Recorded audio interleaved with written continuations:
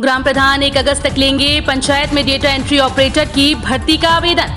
ग्राम पंचायत भवन जल्द ही ग्राम सचिवालय के रूप में काम करेंगे। इसके लिए इनमें कई सुविधाएं दी जा रही हैं। सभी ग्राम पंचायतों भवनों को इंटरनेट से जोड़ा जा रहा है। झांसी डीएम ने कहा कि पंचायत कार्यालयों में ही कॉमन सर्विस सेंटर संचालित किया जाएगा। शासन द्वारा बीसी सखी के माध्यम से ग्राम पंचायत में लोगों को बैंकिंग सुविधा उपलब्ध कराने की योजना संचालित है। ये कार्य भी ग्राम पंचायत भवन से होगा। निराश्रित हुए 57 और बच्चों के खातों में जल्द पहुंचेगी मदद। कोरोना से निराश्रित हुए 57 और बच्चों के विधिक अभिभावकों को जल्द ही मुख्यमंत्री बाल सेवा योजना के अंतर्गत आर्थिक सहायता मिलने लगेगी। आज 31 जुलाई को डीएम की अध्यक्षता में होने वाली बैठक में इन सभी आवेदनों पर मुहर लगनी है। उसके बाद 4,000 रूपए प्रति माह प्रति लाभार्थी के हिसाब से एक साथ 3 माह जुलाई, अगस्त और सितंबर माह की धनराशि जारी कर दी जाएगी। पीएम मोदी करेंगे यूपी के 10 जिलों में मुफ्त में गेहूं और चावल लेने वालों से बात। 5 अगस्त को अन्न महोत्सव मनाया जाएगा। इस दिन सरकारी राशन की दुकान पर मौजूद लाभार्थियों के साथ प्रधानमंत्री नरेंद्र मोदी संवाद करेंगे। इस दिन से प्रधानमंत्री गरीब कल्याण अन्न योजना के तहत अनाज वितरण किया जाएगा। कार्यक्रम के लिए खाद्य व रसद विभाग की प्रमुख सचिव बीना कुमारी ने जिलाधिकारियों, प्रबंध निदेशक, राज्य खाद्य व आवश्यक वस्तु निगम, संभागीय खाद्य नियंत्रक और जिला पूर्ति अधिकारियों को आवश्यक निर्देश जारी कर दिए हैं। चुनाव से पहले यूपी सरकार दे रही मुफ्त राशन, 3 किलो गेहूं, 2 किलो चावल फ्री, साथ में मिलेगा इको फ्रेंडली थैला। उत्तर प्रदेश विधानसभा चुनाव से पहले भारतीय जनता पार्टी जनता तक अपनी योजनाओं का लाभ पहुंचाने के लिए हर स्तर पर प्रयास कर रही है। यही वजह है कि यूपी की योगी सरकार ने प्रदेश में सभी राशन की दुकानों पर मुफ्त राशन देने का निर्णय किया है। योगी सरकार ने कहा कि 5 अगस्त से सभी राशन दुकानों पर मुफ्त राशन योजना को अमली जामा पहनाया जाएगा।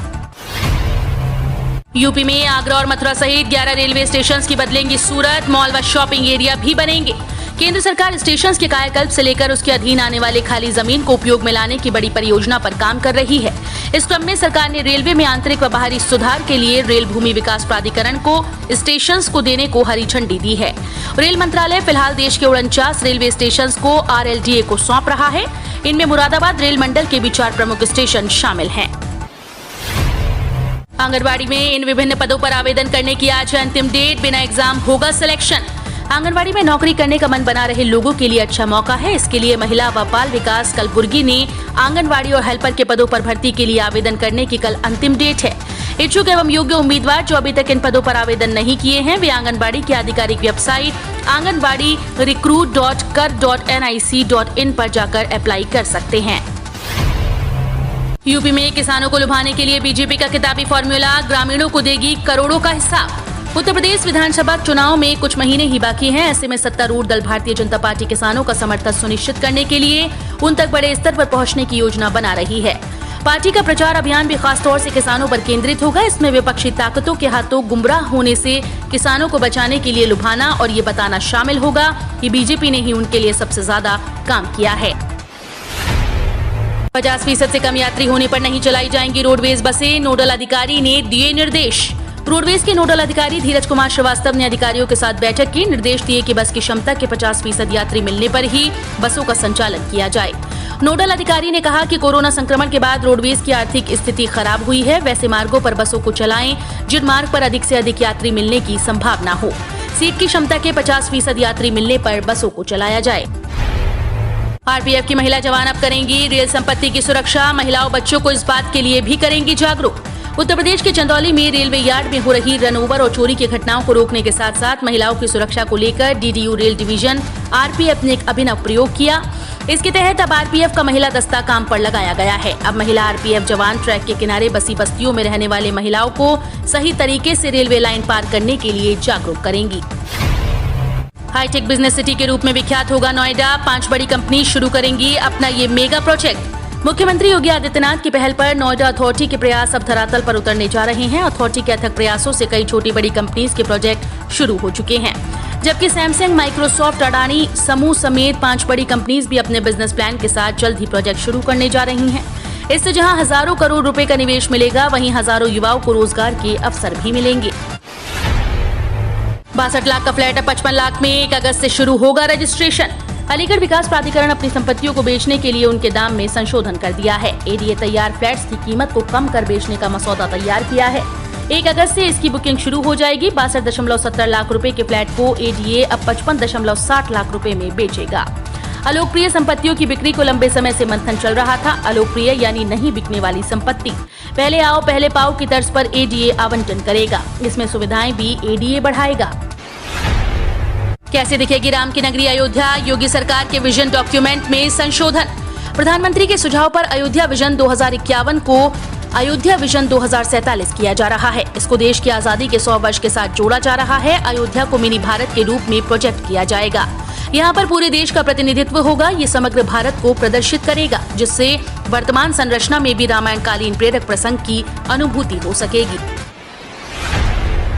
यूपी में प्रवक्ता भर्ती प्रक्रिया में किया गया बदलाव, ऐसी होगी लिखित परीक्षा। उत्तर प्रदेश के सभी प्रकार के राज्य विश्वविद्यालयों में असिस्टेंट प्रोफेसर की भर्ती प्रक्रिया में बदलाव के बारे में जारी आदेश संशोधित कर दिया गया। भर्ती के लिए कराई जाने वाली वस्तुनिष्ठ प्रकार की लिखित परीक्षा अब 20 अंकों के बजाय 40 अंकों की होगी। साथ ही साक्षात्कार भी 2 भागों में होगा। इन उम्मीदवारों ने एडमिट कार्ड को लेकर किया प्रदर्शन। 7-8 अगस्त को है परीक्षा। उत्तर प्रदेश माध्यमिक शिक्षा चयन बोर्ड की ओर से टीजीटी 2021 की परीक्षाएं 7 और 8 अगस्त को प्रस्तावित हैं। प्रवेश पत्र की मांग को लेकर दर्जनों अभ्यर्थियों ने चयन बोर्ड के सामने प्रदर्शन किया। अभ्यर्थियों का कहना है कि चयन बोर्ड की ओर से अक्टूबर-नवंबर में विज्ञप्ति जारी की गई, जिसमें टीजीटी के पद पर अभ्यर्थियों ने आवेदन किया। लगभग 4 महीने के बाद आवेदन निरस्त कर दिया गया। बगैर सूचना के दूसरी विज्ञप्ति जारी की जाती है और पुराने विज्ञापन में जिन लोगों ने भी आवेदन किया था उनको उसी बैंक ट्रांजैक्शन आईडी से नया फॉर्म जमा करना था। सभी अभ्यर्थियों ने आवेदन जमा किया, लेकिन कोई नया रजिस्ट्रेशन नंबर नहीं मिला। जब एडमिट कार्ड की बारी आई तो किसी भी पुराने अभ्यर्थी को एडमिट कार्ड जारी नहीं किया गया, जबकि परीक्षा की तिथि 7 और 8 अगस्त तय है। आयोग को मिली सख्त जनसंख्या कानून बनाने की सलाह, अगले माह सौंपा जाएगा मसौदा। उत्तर प्रदेश जनसंख्या एक्ट 2021 का मसौदा तैयार करने में जुटे राज्य विधि आयोग को ढेर सारे लोगों ने जनसंख्या नियंत्रण के लिए सख्त कानून बनाने की सलाह दी। मसौदे पर प्राप्त सुझाव के आधार पर आकलन करें तो बहुमत सख्त जनसंख्या कानून के पक्ष में खड़ा दिखाई देता है। बड़ी संख्या में लोगों ने आयोग के प्रस्तावों से भी ज्यादा सख्त प्रावधानों की जरूरत बताई। बिजली कर्मचारियों और पेंशनर्स के घर अब लगेंगे बिजली मीटर, सब मायूस। यूपी के बिजली कर्मचारियों और पेंशनर्स पर योगी सरकार का सख्त आदेश है। सूबे के बिजली कर्मचारी व पेंशनर्स अब रियायती दर पर असीमित बिजली का प्रयोग नहीं कर सकेंगे। विद्युत नियामक आयोग ने बिजली कर्मचारी व पेंशनर्स के घरों पर 31 मार्च 2022 तक बिजली का मीटर लगाने के निर्देश दिए। साथ ही आम उपभोक्ताओं की तरह बिल वसूलने के निर्देश जारी कर दिए। विशेष अदालत में पेश होंगे मुख्तार अंसारी, जेल में पथराव व जानमाल की धमकी देने का मामला। एमपी एमएलए कोर्ट के विशेष जज पवन कुमार राय ने करापाल व उप करापाल पर हमला, जेल में पथराव व जानमाल की धमकी देने के एक मामले में अभियुक्त मुख्तार अंसारी को 11 अगस्त को व्यक्तिगत रूप से पेश करने का आदेश दिया है। उन्होंने इस संदर्भ में अपने इस आदेश के प्रति अनुपाल नार्थ, बांदा जेल के वरिष्ठ जेल अधीक्षक के साथ ही अतिरिक्त महानिदेशक कारागार, लखनऊ के पुलिस कमिश्नर, पुलिस महानिदेशक, प्रमुख सचिव गृह व मुख्य सचिव को भी भेजने का आदेश दिया है। यूपी में मानसून मेहरबान, 2 अगस्त तक इन इलाकों में जारी रहेगी बारिश। यूपी पर मानसून की मेहरबानी जारी है और पिछले 24 घंटों में राज्य के ज्यादातर स्थानों पर बारिश हुई।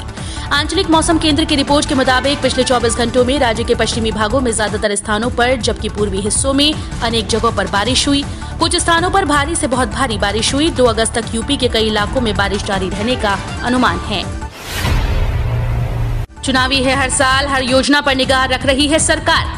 चुनावी वर्ष होने के चलते अब जिले में अधूरी पड़ी योजनाओं पर सरकार का विशेष ध्यान है। सरकार इन योजनाओं को दिसंबर तक हर हाल में पूर्ण कर लेना चाहती है, जिससे चुनाव से पहले इनका उद्घाटन किया जा सके। कई ऐसी योजनाएं हैं जो 70% पूरी हो गई हैं, उन पर विशेष ध्यान दिया जा रहा है।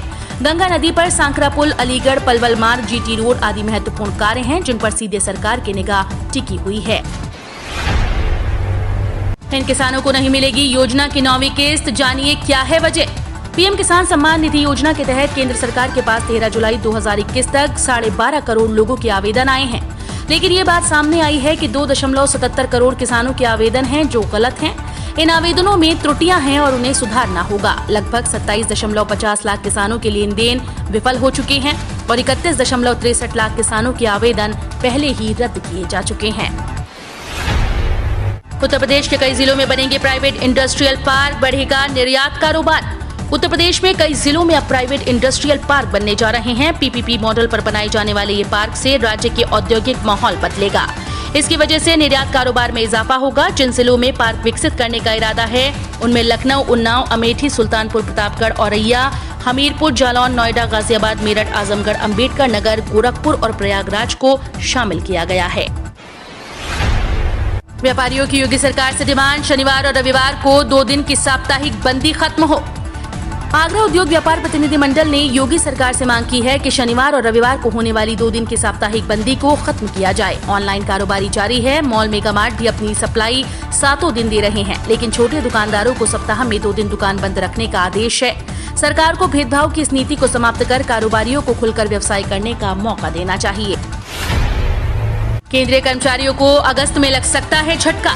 केंद्रीय कर्मचारियों का महंगाई भत्ता बढ़ने के बाद भी उनके हाउस रेंट अलाउंस में बढ़ोतरी पर ग्रहण लग सकता है। मोदी सरकार ने बीते दिनों डीए बढ़ाने के बाद उनका एचआरए भी रिवाइज कर दिया, लेकिन अगस्त के वेतन में एचआरए बढ़कर आएगा या नहीं, इस पर संदेह है। सरकार ने पहले कहा था कि एचआरए इसलिए बढ़ाया गया क्योंकि डीए 25% के ऊपर चला गया है। अखिलेश यादव का तैन, सुख चैन छीनने वाली बीजेपी अब लोगों से आशीर्वाद मांगने जाएगी। समाजवादी पार्टी के अध्यक्ष और उत्तर प्रदेश के पूर्व मुख्यमंत्री अखिलेश यादव ने भारतीय जनता पार्टी के सांसदों के अपने अपने संसदीय क्षेत्रों में जन आशीर्वाद यात्रा निकालने और लोगों से संपर्क करने की योजना पर शुक्रवार को तंज किया और कहा कि लोगों का सुख चैन छीनने वाली पार्टी अब लोगों से आशीर्वाद मांगने जाएगी। सपा प्रमुख ने शुक्रवार को ट्वीट किया, सुना है वो भाजपा गांव-गांव जाकर आशीर्वाद लेगी, जिसने जनता की सांस छीन ली पर ऑक्सीजन नहीं दी। तीसरी लहर की आशंका के बीच राहत भरी खबर, यूपी के 71% लोगों में मिली एंटीबॉडी। आईसीएमआर के सीरो सर्वे में खुलासा। कोरोना की तीसरी लहर की आशंकाओं के बीच यूपी के लिए राहत भरी खबर है। प्रदेश के 71% लोगों में इस वायरस के खिलाफ एंटीबॉडी मिली है। मध्य प्रदेश के सबसे ज्यादा 79% लोगों में एंटीबॉडीज पाई गई। 75% के साथ राजस्थान दूसरे नंबर पर रहा। आईसीएमआर की ओर से पिछले महीने 11 राज्यों में करवाए गए सीरो सर्वे में इन बातों का खुलासा हुआ है।